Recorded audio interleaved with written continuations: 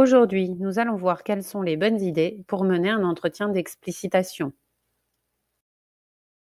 Celui qui mène l'entretien ne doit pas avoir d'a priori. Il faut enlever toute impression de moralité ou de jugement. Pour cela, le questionnement doit reposer sur le comment. Il ne faut pas utiliser le pourquoi et il faut conserver des questions ouvertes.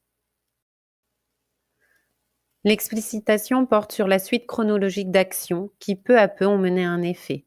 On recherche la prise de conscience des actions. Dans cette suite d'actions, à un moment, il y a une action décisive. C'est cela que nous recherchons avec l'explicitation.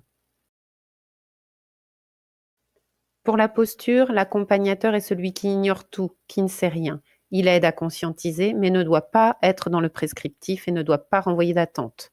En tant qu'accompagnant, il doit se placer à côté de l'accompagné, autrement celui qui parle ne pense qu'à celui qui est en face de lui.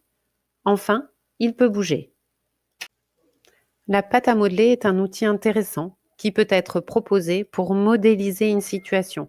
Cela permet à l'accompagné de revivre le vécu, de l'extérioriser et de retrouver des éléments. Lors de l'entretien, pointez une couleur, un son pour rester hors de l'émotionnel. Avoir un point d'accroche visuel, sonore ou olfactif. Quand vous le jugez nécessaire, demandez à A s'il est bien avec ça, si tout va bien, pour terminer l'entretien.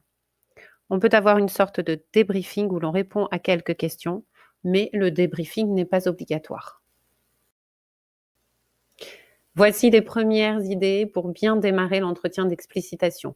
Maintenant, la vraie bonne idée, c'est de pratiquer.